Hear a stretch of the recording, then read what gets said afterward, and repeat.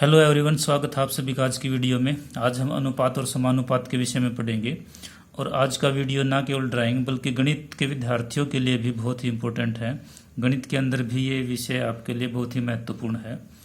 तो हम अनुपात को समझने की कोशिश करते हैं।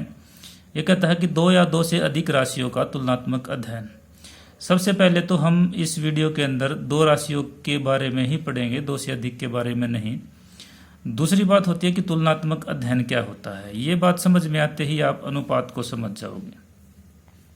तुलनात्मक अध्ययन का मतलब होता है हम राशियों की तुलना करेंगे। जैसे मान लेते हैं कि अगर मेरे पास 10 रुपये हैं और आपके पास 20 रुपये हैं, तो हम इन राशियों को नहीं देखेंगे, हम इन राशियों के अध्ययन को देखेंगे। वो कैसे होगा? हम इसको ऐसे कह सकते हैं कि मेरे पास जितने रुपये हैं उससे 2 गुने रुपये आपके पास हैं। यानी कि एक के पास अगर 1 रुपया है तो दूसरे के पास उससे दुगने 2 रुपये हैं। ये हमने तुलना की है और इसी तुलना को अनुपात कहा जाता है। और इसको 2 बिंदुओं से दर्शाया जाता है। तो इसको हम ऐसे लिख सकते हैं 1:2। या फिर इसी को हम ऐसे भी लिख सकते हैं, अगर मेरे पास 2 रुपये हैं तो आपके पास उसके दुगने 4 रुपये होंगे। और अगर मेरे पास 4 रुपये हैं तो आपके पास उसके दुगने 8 रुपये होंगे। अब इस अनुपात के अंदर 2 पद आते हैं, एक ये है पहले वाला और एक ये है दूसरे वाला। तो पहले पद को 1:2 के अंदर पहला पद आपका पूर्व पद कहलाएगा। पूर्व का मतलब होता है पहला, और जो बाद वाला होता है उसको उत्तर पद कहते हैं, क्योंकि उत्तर का मतलब होता है बाद का। तो ये आपका पूर्व पद है, ये आपका उत्तर पद है। इसके बाद हम समानुपात को अगर समझने की कोशिश करें तो ये दोनों अनुपात अगर हम इनकी तुलना करें तो ये समानुपात ही कहलाएंगे, क्योंकि एक के पास जितनी राशि है उससे दुगनी दूसरे के पास है। आपको राशियों को नहीं देखना, आपको उनकी तुलना को देखना है। अगर यहाँ पर मेरे पास 10 रुपये हैं, आपके पास 20 रुपये हैं, इन दोनों का अनुपात आपका 1:2 आया। दूसरी तरफ अगर मान लेते हैं मेरे पास 100 रुपये हैं और आपके पास 200 रुपये हैं, तो राशि तो अलग आ गई, परंतु जब हम इनकी तुलना करते हैं तो हम देखते हैं कि मेरे पास जितने रुपए हैं आपके पास उससे दुगने हैं। तो यहाँ भी अगर हम अनुपात की बात करें तो आपका और हमारा 1:2 ही आएगा। तो इन्हीं को हम समानुपात कहते हैं। तो इस हिसाब से 1:2 समान होता है 2:4 के, जो कि यहाँ पर आया है। और समानुपात को दर्शाया जाता है 4 बिंदियों के द्वारा। हम इसके बीच में 4 बिंदी लगा देंगे, यह आपका समानुपात हो जाएगा। अब समानुपात के अंदर 4 पद होते हैं। जैसे आपके अनुपात के अंदर 2 पद हैं, समानुपात के अंदर 4 पद है। ये प्रथम पद, द्वितीय पद, तृतीय पद और ये चतुर्थ पद। इसके अंदर पहले पद को और जो अंतिम पद है इसको, क्योंकि ये बाहर की तरफ है दोनों, तो इन दोनों को बाह्य पद कहते हैं। ये प्रश्न पूछ लिया जाता है एग्जाम के अंदर 10वीं में कि बाह्य पद कौन सा होता है।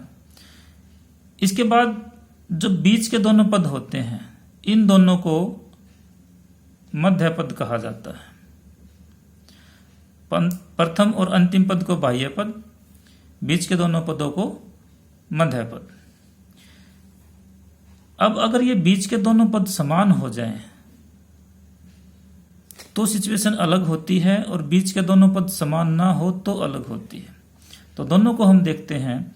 अगर 1:2 समानुपात 4:8 है, क्योंकि ये दोनों समान अनुपात में हैं। अगर हमारे पास ये है तो इसके अंदर ये प्रथमानुपाती है, जो पहला पद है वो प्रथमानुपाती, ये द्वितीयानुपाती, ये तृतीयानुपाती और ये चतुर्थानुपाती। चौथे नंबर पे आएगा वो चतुर्थानुपाती होगा। परंतु अगर सिचुएशन ये आ जाती है, अगर मध्य पद दोनों समान हो, तो हम इसको चतुर्थानुपाती न कहकर हम इस अंतिम पद को तृतीयानुपाती कहेंगे। ये प्रश्न भी खूब पूछा जाता है। आपको एक ऐसा अनुपात दिया जाता है और ये पूछा जाता है कि इसके अंदर तृतीयानुपाती कौन सा है, तो तृतीयानुपाती आपका ये होगा। और इस पूरे अनुपात को वितत अनुपात बोला जाता है। और वितत अनुपात आपका ऐसे लिखा जाएगा, वितता अनुपात। वितत जमा में अनुपात। अनुपात का ए यहाँ लग के वित्तानुपात हो गया ये।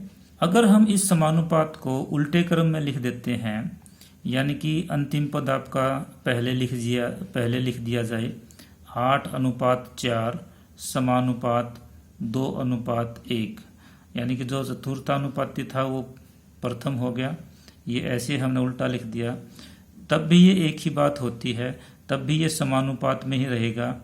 इसके अंदर भी पहला पद दूसरे पद से 2 गुना है, यहाँ भी पहला पद दूसरे पद से 2 गुना है, तो इनकी तुलना भी आप बराबर ही करेंगे।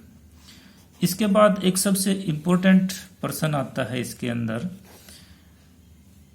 कई बच्चे क्या करते हैं, 1:2 और 1/2 को वो समान मानते हैं।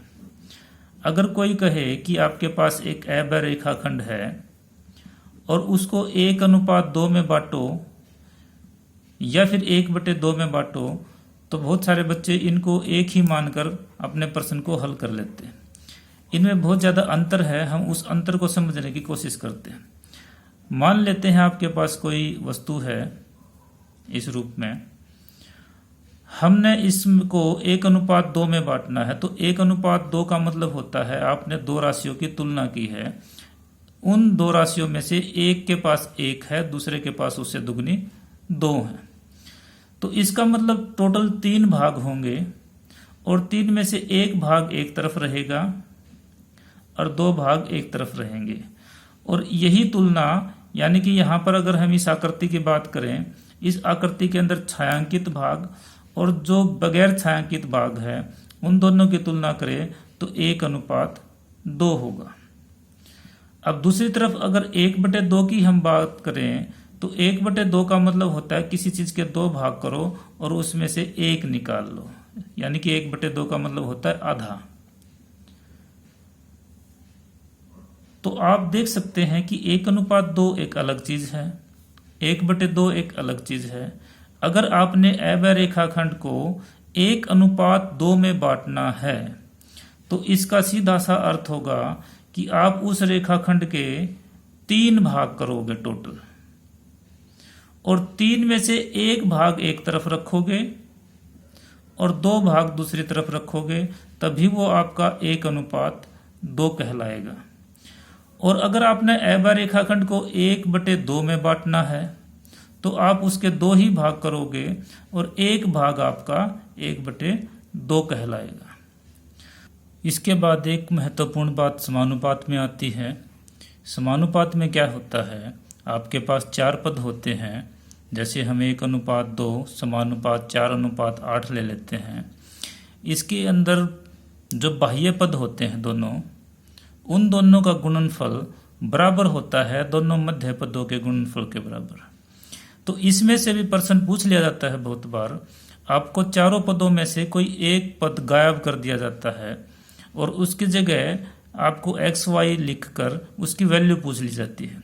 जैसे इसी को अंदर अगर हम लिखें 1:X लिख देगा, वो समानुपात 4:8 लिख देगा और कहेगा कि X की वैल्यू ज्ञात करो। तो आपको सिंपल इतना करना है कि पहले और चौथे पद की गुणा करोगे, जो कि 1 गुणा में 8 आएगा, और उसको बराबर रख दोगे दूसरे और तीसरे पद की गुणनफल के बराबर, जो कि 4x आएगा। तो आप इस प्रकार से 4x बराबर 8 कर दोगे और x की वैल्यू 8/4 करके आप 2 निकाल लोगे, जो कि आपके इसी के बराबर आ जाएगा। तो इस प्रकार से आप इन क्वेश्चनों को हल कर सकते हो। आज के लिए इतना ही। आगे हम अनुपात और समानुपात से संबंधित सवाल करेंगे। तब तक के लिए धन्यवाद।